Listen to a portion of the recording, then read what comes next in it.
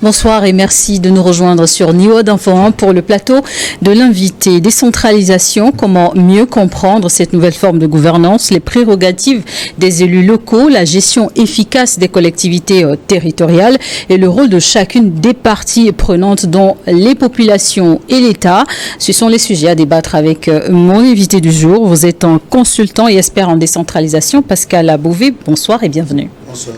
Merci d'avoir accepté notre invitation sur cette question de décentralisation. Dans un contexte togolais, quelles sont les étapes justement quand on parle de décentralisation?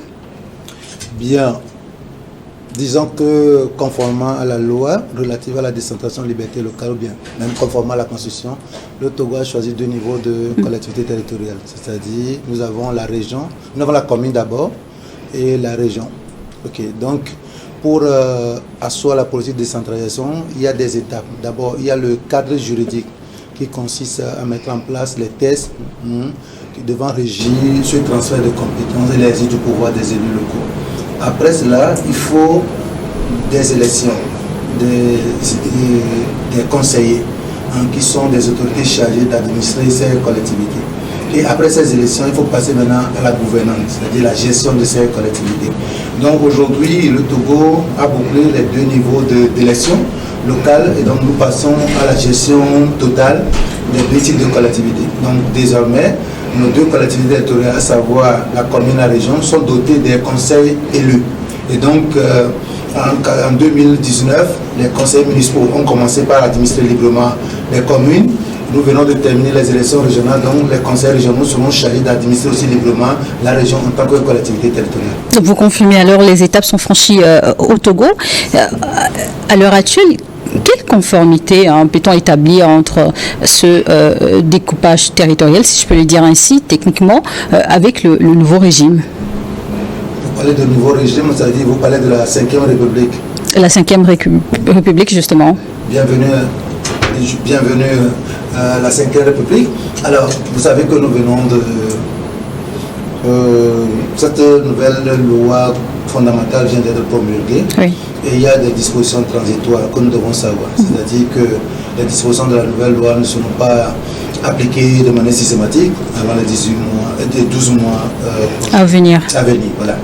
Mais ce qu'il faut noter, le découpage territorial dans le cadre de la décentralisation n'est pas une disposition constitutionnelle, mais plutôt une disposition juridique. C'est-à-dire c'est une loi qui a constaté le découpage du territoire en collectivité territoriale, c'est-à-dire en commune et en région. Donc, ce découpage a été fait conformément à la Constitution de 92, c'est-à-dire conformément à la 4e République. Et donc, je crois que ces lois sont toujours en vigueur. Je crois que la nouvelle loi fondamentale, c'est la nouvelle Constitution, n'a pas parlé spécifiquement de découpage territorial. Donc, il y aura peut-être une révision de la loi relative au découpage territorial. Mais pour l'instant, tout est en place et donc nous évoluons avec ça. La mission de la décentralisation reste de permettre aux populations locales de s'impliquer dans le processus de développement de leurs différentes communautés. Comment expliquer très souvent les conflits de compétences entre acteurs sur le terrain, entre élus locaux, agents, collectivités territoriales et même les agents étatiques? Oui, naturellement, les conflits sont évidents et sont souvent observés sur le terrain. Vous savez, la décentralisation, c'est quoi au juste? C'est le fait que l'État décide à un moment donné de prendre une partie des attributions de ses services et qu'il confie aux élus locaux qui sont chargés de gérer la collectivité territoriale. Donc, en réalité, les collectivités territoriales ne viennent pas, les élus locaux n'inventent pas trop la politique de développement de leur territoire. Leur politique de développement est arrimée, c'est-à-dire qu'elle est alignée sur les orientations nationales. Or, avant cette politique de décentralisation, l'Institut de l'État était chargé de conduire la politique de manière holistique, c'est-à-dire globale. Donc maintenant... Au niveau central. Au niveau central. Donc avec la décentralisation, il aurait fallu qu'il y ait une pédagogie en amont pour permettre à l'ensemble des acteurs parties prenantes de comprendre désormais qu'est-ce qui est vraiment transféré aux collectivités et qu'est-ce qui sera fait désormais par l'institut étatique. Je crois qu'à ce niveau aussi, la formation n'est pas suffisante. Et donc, justement, est-ce qu'il y a encore des défis à relever, parlant de pédagogie justement? Absolument. Donc il y a des défis à relever à ce niveau. Et maintenant, deuxième niveau de conflit qui est à venir, c'est naturellement ce serait au niveau aussi des élus locaux. Parce que désormais, nous aurons 2 conseils locaux. Donc, nous aurons le conseil municipal et le conseil régional. Les 2 conseils locaux, c'est-à-dire que vont administrer le territoire.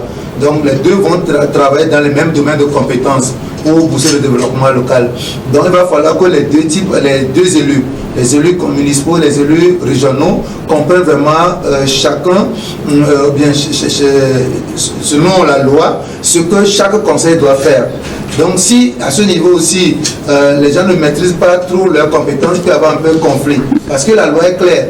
Ils vont intervenir dans le même domaine, mais ils ne feront pas la même chose. Donc il faut une formation en amont pour permettre à ces acteurs de mieux comprendre. Maintenant que la formation n'a pas été donnée, ils sont élus, il va falloir qu'ils soient accompagnés avec pédagogie. Parce qu'ils ne peuvent pas tout faire en même temps. Mais progressivement, on va essayer de les former, de les coacher et de les appuyer pour que ce que le peuple leur a confié comme responsabilité soit effectif dans l'intérêt de nous tous. Et qui est-ce qui se charge de la mise en œuvre de cet accompagnement nécessaire? En premier lieu, l'État, puisque c'est l'État qui conduit la politique de décentralisation. Donc, c'est l'État qui doit mettre tout en œuvre pour accompagner. L'État peut être naturellement appuyé par les partenaires, mais c'est l'État qui conduit la politique, donc c'est l'État qui est le chef de file. Et donc, puisque ce que les élus locaux vont faire, vont décharger un peu l'État, le pouvoir central. Donc l'État doit vraiment les armer. L'État doit leur donner les moyens pour qu'ils puissent mieux accomplir leur mission afin de répondre efficacement aux besoins des populations de leur ressort territorial pour que la politique de développement global puisse vraiment atteindre ces indicateurs. Le pays compte 117 communes. Combien de régions? Cela va-t-il changer quelque chose au nombre initial, les 5 régions depuis les années 60? Oui, nous avons aujourd'hui 5 régions en tant que collectivité territoriale et nous avons aussi le district autonome du Grand Lomé qui est une collectivité spéciale, donc créée par la loi aussi. Donc voilà un peu ce que nous avons. Nous avons la région des Saval, la région de la Cara, la région centrale, la région des Plateaux puis la région maritime. Le district autonome reste donc la seule nouveauté ou l'ajout? Le district autonome du Grand Lomé, c'est une collectivité territoriale, mais qui est spéciale. Parce que les autres collectivités territoriales, c'est les 5 régions et les communes que nous avons, fonctionnent uniquement suivant le principe de la décentralisation, alors que le district autonome du Grand Lomé fonctionne suivant les principes de la décentralisation et de la déconcentration. Donc, comment expliquer la particularité? La particularité, ça veut dire que le district autonome du Grand Lomé va fonctionner en partie comme une entité territoriale déconcentrée et une entité territoriale décentralisée. Dans les deux, comme ça. Ça veut dire que le gouverneur qu'on aura au niveau du district autonome du Grand Lomé aura une grande marge de manœuvre plus que les autres gouverneurs. Voilà. Alors, sur la base de quels critères une localité est érigée en commune ou en conseil régional? Donc, je crois que tout dépend des politiques. Au Togo, cela fait l'objet de débats souvent, mais il appartient, on tient compte souvent de l'espace, de la population. Et donc, il y a des critères qui sont utilisés par les élus, et souvent ces critères font l'objet de contestation, mais on ne peut que utiliser ces critères. Les gens parlent d'autres critères, mais logiquement, dans certains pays, c'est souvent le critère géographique, mais le critère de la population, parce que les élus vont représenter la population. Donc, quand vous voyez, par exemple, Lomé, préfecture du Golfe, par exemple, qui comprend plus de conseils, de députés, c'est le fait que il y a plus de population dans ces zones-là. Alors que dans certaines localités, il y a la commune, la préfecture est plus grande, mais elle comporte moins de députés. Donc, la densité de la population est un facteur clé, surtout dans la définition du nombre d'élus. Mais pour le découpage territorial, c'est l'État qui dit, je prends on a dit que les communes sont créées en fonction des cantons. Ça veut dire qu'une commune peut être constituée d'un canton ou bien de plusieurs cantons. Donc c'est comme ça qu'on a regroupé les entités qui sont les unités administratives. Les unités administratives, les communes, les cantons sont regroupés pour pouvoir former les communes. Donc voilà.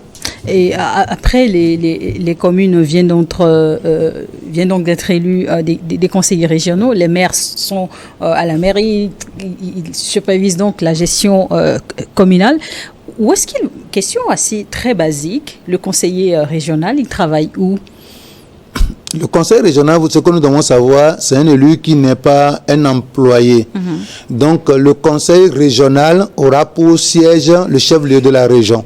Donc, quand nous prenons la région de la Savane, le chef-lieu, les conseillers, le conseil régional aura pour siège, le Dapaon, région de la Caracara, centrale Socoré, plateau Atapamé et maritime Tchévier. Donc, ils auront leur siège là-bas. Vous savez, les conseils régionaux ne sont pas des employés de la... Donc, il y aura une administration à part le conseil. Donc, les conseillers se retrouvent pour réfléchir, pour prendre les décisions. Et ces décisions sont souvent mises en œuvre par leur personnel technique qui est composé de l'administration, c'est-à-dire dont le chef est le secrétaire général. Donc, le secrétaire général travaille avec les directions qui sont des bras opérationnels du conseil régional. C'est comme ça fonctionne. Donc, les conseillers n'iront pas tous siéger. C'est vrai que le président et puis le bureau du conseil seront plus en permanence au niveau du chef-lieu de la région, mais les conseillers se retrouveront en session pour réfléchir sur les problèmes de leur territoire. Voilà. Merci pour les précisions. On compte donc désormais au Togo des communes, les collectivités territoriales, le district autonome de Lomé. Comment sont financés leur fonctionnement? D'accord. Les fonds qui alimentent les collectivités territoriales proviennent de diverses sources.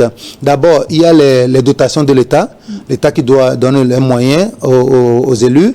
Il y a d'abord les ressources endogènes, c'est-à-dire les fonds propres mobilisés par les collectivités mêmes, et puis il y a des fonds extérieurs, ça peut être des subventions ou bien des prêts contractés par ces collectivités-là. Donc les sources de financement sont diverses.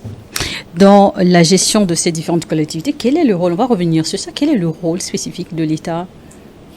L'État, d'abord, l'État, c'est l'État qui joue le rôle régalien. C'est l'État qui définit le cadre juridique, les thèses qui doivent guider ou bien orienter les actions des élus locaux.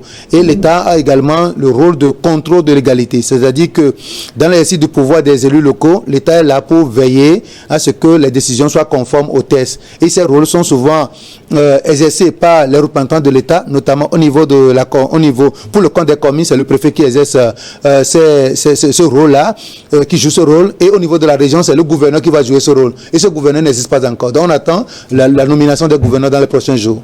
Justement, et en cas de contrôle et preuve de mauvaise gestion, comment sont appliquées les sanctions éventuelles? Les sanctions sont appliquées de diverses sortes. Il y a d'abord la destitution de l'intéressé si c'est le responsable exécutif, c'est-à-dire qu'au niveau de la commission, c'est le maire, ou bien au niveau de la région, c'est le président du conseil. Donc, il y a plusieurs types de fautes. S'il y a erreur, le conseil peut décider de destituer le responsable. Donc, les autres conseillers régionaux peuvent décider de destituer le président du conseil régional ou bien le maire au niveau de la commune.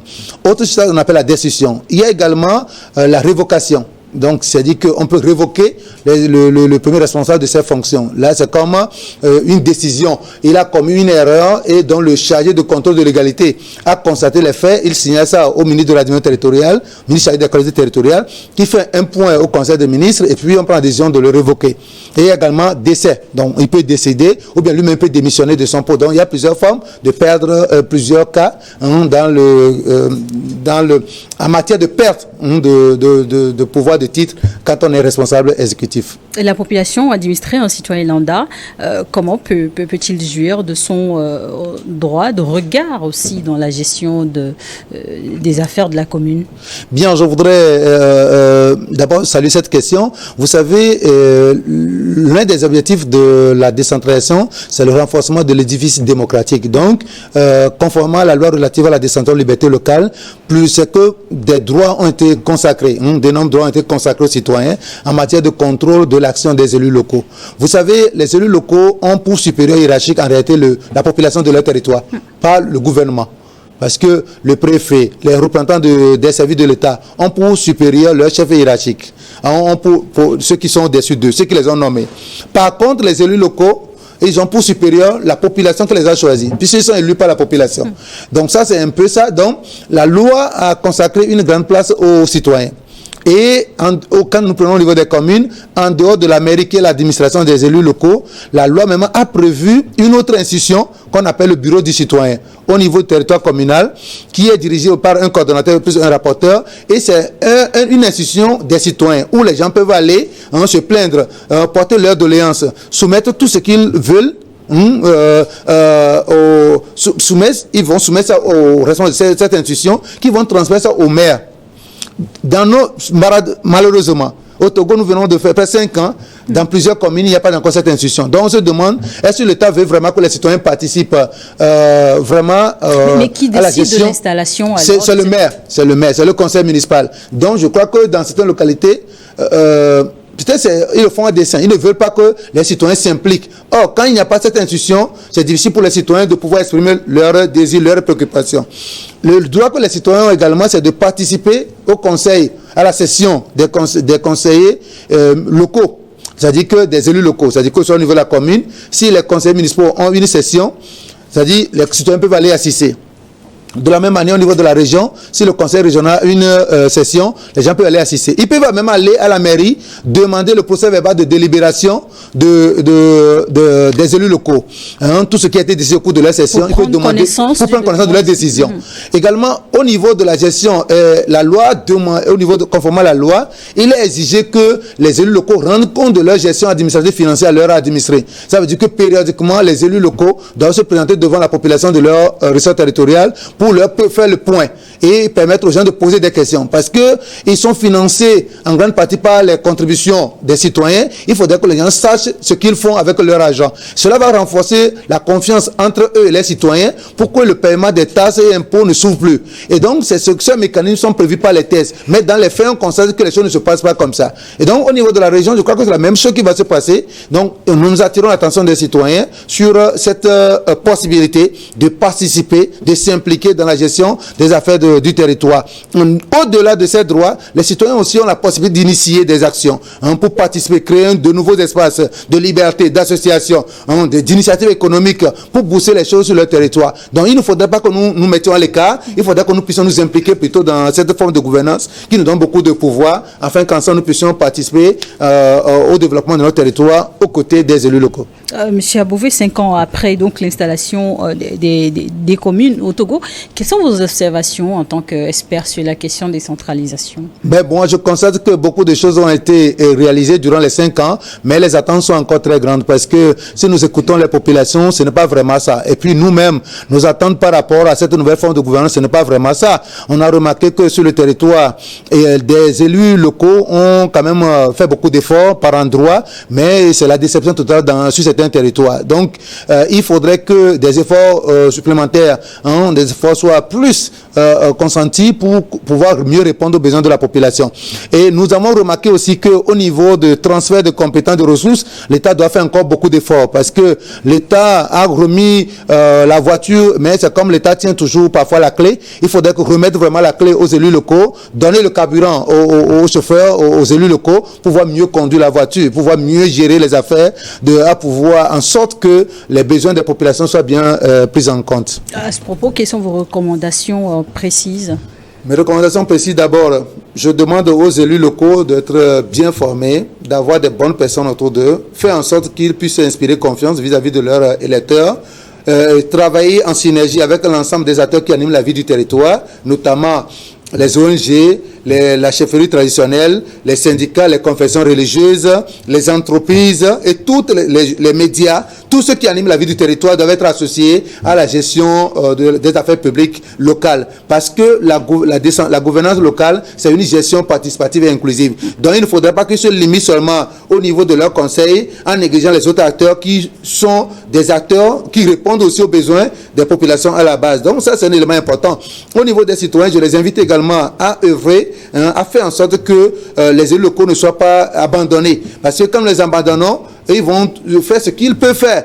Et donc, nous devons aller vers eux. Si nous ne sommes pas satisfaits, il est de notre devoir de les approcher pour leur exprimer notre insatisfaction. Si nous avons des idées à leur apporter, nous devons les approcher pour partager avec eux ces idées-là. Si nous constatons des dérapages, nous devons attirer leur attention afin qu'ils reviennent sur la bonne voie. Donc, je pense que pour la réussite de cette politique de décentralisation, chacun de nous doit apporter sa contribution. Et donc, nous, les citoyens, devons être au centre de cette gouvernance afin que les objectifs de la décentralisation soient atteints. Et après donc les élections régionales du 29 mars dernier, est-ce qu'on en sait quelque chose? Quand est-ce qu'ils rentrent en fonction, les nouveaux élus? D'accord, les conseillers régionaux qui viennent d'être élus, puisque la Cour suprême vient de proclamer les résultats définitifs, Donc, ils ont 60 jours au plus pour entrer en fonction. Et leur première réunion devait être convoquée par les gouverneurs. Et nous disons encore que les gouverneurs ne sont pas encore en place. Le chef de l'État doit procéder très rapidement à la nomination des gouverneurs qui doivent prendre fonction pour pouvoir avoir leur administration, pour pouvoir vraiment jouer pleinement ce rôle, leur rôle. D'abord, les gouverneurs auront à jouer 3 rôles. Le rôle de représentant du pouvoir central, le rôle de coordonnateur des actions de tous les services de l'État de leur ressort territorial, également le rôle de contrôle de l'égalité des actions des conseillers régionaux. Donc, les gouverneurs doivent être élus de manière à ce qu'ils puissent vraiment jouer ce rôle-là pour permettre aux conseillers régionaux de démarrer leur activité. Les missions se joignent et se ressemblent, vous l'avez dit, entre conseillers municipaux et conseillers régionaux. En tant qu'expert, comment expliquerez-vous cela à un citoyen lambda qui, afin de l'aider à mieux faire le distinguo, à qui s'adresser, conformément à quels besoins? D'accord. Bien, je voudrais quand même dire aux citoyens que nous avons désormais en face de nous 3 entités publiques, c'est-à-dire 3 pouvoirs. C'est-à-dire que 2 pouvoirs, il y a le pouvoir central, le pouvoir local, mais le pouvoir local est scindé en 2. Nous avons aujourd'hui le conseil municipal et le conseil régional. Donc nous avons en face de nous 3 entités. Donc les services de l'État seront toujours en activité, seront toujours opérationnels sur notre territoire. Ces services seront chargés de mettre en exécution ce que le gouvernement a décidé de faire pour la population. Et le conseil municipal également se chargera de mettre en œuvre la politique de développement local, de même que le conseil régional. Maintenant, pour pouvoir mieux comprendre les rôles, il faut connaître vraiment les domaines, les compétences et les types de compétences. C'est-à-dire quoi? Nous avons les compétences propres aux collectivités territoriales, les compétences partagées et les compétences transférées. Alors, au niveau des collectivités territoriales, la commune et la région interviennent dans les mêmes domaines de compétences, c'est-à-dire développement local, développement économique, commerce et artisanat, infrastructure, urbanisme et habitat, infrastructure, équipement, santé, formation professionnelle, loisirs, sport et autres. Dans les élus locaux, je dis bien les conseillers municipaux et les conseillers régionaux vont intervenir dans ces domaines dans le cadre du transfert des compétences, mais ne feront pas la même chose. Je vais juste donner quelques exemples pour permettre aux gens de comprendre ce qui va se passer. Si vous êtes dans le domaine de l'éducation et que les collèges et les lycées ont des problèmes, alors celui à qui vous devez vous adresser, c'est le conseil régional. L'organe, c'est le conseil régional. Et si c'est préscolaire et primaire, c'est le conseil municipal. De la même manière, si c'est problème d'école, si ce sont les CMS, c'est-à-dire les petites unités de santé, c'est au niveau de la commune. Mais si c'est au niveau des CH et CHP, c'est au niveau conseil régional. Maintenant, si vous avez des voies qui sont en mauvais état et que la voie traverse 2 communes déjà, ça veut dire que c'est l'affaire du conseil régional. Mais si la voie traverse juste une commune, ça c'est le travail du conseil municipal. Donc je crois que nous rentrons dans l'opérationnel. Nous sommes maintenant dans la phase pratique. Il faudrait que les citoyens comprennent mieux ce que les conseils régionaux, c'est-à-dire le conseil municipal et le conseil régional vont faire, et chacun, selon le niveau de compétence, selon le niveau d'intervention, il faudrait maîtriser cela pour pouvoir mieux profiter de la décentralisation. Sinon, nous allons nous embrouiller. Si, par exemple, dans votre localité, le toit le bâtiment d'un collège est enlevé, c'est qu'il y a de quoi faire, par exemple, et que vous allez vers le maire, ce n'est pas la bonne personne. Le maire va vous diriger vers le président du conseil régional. Et donc, selon aussi les autres domaines, que ce soit au niveau de infrastructure, au niveau de commerce et artisanat, vous savez que les conseils municipaux aujourd'hui participent au développement économique, de même que le conseil régional. Ils doivent soutenir les entreprises, mais ne faisons pas la même chose. Et au même moment, l'État même est là. L'État aussi continue pas à mener ses actions. Donc, c'est une complémentarité dans l'exercice de leurs fonctions, en réalité. Et tous œuvrent en synergie pour le bien-être de la même population. Donc, les gens qui sont bénéficiaires des prestations de ces entités doivent connaître vraiment le rôle de chaque entité pour pouvoir mieux quand même soumettre cette doléance ou bien mieux les solliciter en cas de besoin. les territoires, en tout cas, c'est les conseillers municipaux comme régionaux et aussi dans l'exercice de leurs fonctions sont donc censés à promouvoir le développement à la base. L'État, donc, qui a le pouvoir régalien, comment peut-il davantage en profiter de ce dispositif de décentralisation? Vous parlez bien des citoyens? De l'État qui investit justement à la mise en place des bureaux différents. Si vous me posez la question concernant l'État, nous allons revenir même sur les motivations réelles ou bien les raisons pour lesquelles même on conduit la politique de décentralisation. C'est le fait qu'on a remarqué que les services de l'État n'arrivent pas à répondre efficacement aux besoins de l'ensemble de la population. Ou bien certaines localités du territoire ne sont pas bien desservies, ne sont pas bien satisfaites, ne sont pas bien alimentées par les programmes de l'État. Donc on se dit, il faudra qu'on répartisse le territoire de manière à ce que sur chaque petite portion du territoire, on ait des représentants élus pour que ces représentants puissent vraiment s'occuper des vrais besoins de leur population. Donc, en réalité, la réussite de la décentralisation ou bien la bonne gestion des affaires locales devrait décharger un peu l'État. C'est-à-dire que devrait aider l'État à mieux répondre maintenant aux aspirations profondes des populations à la base. C'est pour raison que nous disons que l'un des objectifs de la décentralisation, c'est d'accélérer le processus de développement local. C'est-à-dire que nous avons un ministère de développement à la base, par exemple, mais qui ne peut pas tout faire. Donc il va falloir que les entités territoriales décentralisées puissent prendre la relève. C'est-à-dire que pour aider l'État à implémenter les actions au niveau local, et prendre en compte surtout, et puis définir les priorités. Parce que l'État peut décider sa politique, mais les besoins des populations selon les territoires ne sont pas les mêmes. Donc les élus locaux, donc les élus locaux sont en mesure de dire, chez nous, le besoin prioritaire peut-être c'est la santé. Chez nous, le besoin prioritaire c'est l'agriculture. Chez nous, le besoin prioritaire c'est les infrastructures. Donc, c'est que les élus locaux sont chargés maintenant d'aider l'État à définir prioritairement les besoins des populations à la base et d'aider l'État à mieux mettre en œuvre les programmes. Parce que l'un des problèmes que nous avons, c'est la mauvaise gestion des affaires des projets. Donc, désormais, avec les élus locaux, il y aura un suivi rapproché. Les citoyens pourront s'impliquer davantage dans la gestion de ces projets-là afin qu'ils puissent mieux réussir.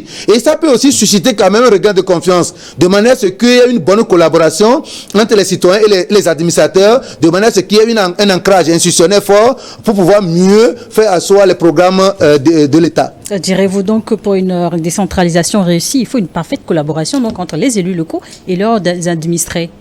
Non seulement entre les élus locaux et les administrés, mais entre les élus locaux et les structures de l'État aussi. Oui. Parce que souvent, s'il y a conflit, puisque autrefois, c'était les structures de l'État qui conduisaient ces actions. Donc, désormais, avec la décentralisation, il faudrait que les représentants de l'État sur le territoire national, c'est-à-dire les directeurs préfectoraux, les directeurs régionaux, sachent que désormais, ils ne sont plus appelés à tout faire, mais il y a des élus locaux qui vont prendre un peu la relève. Et il faudrait qu'il y ait une bonne collaboration entre les élus locaux et les agents de l'État.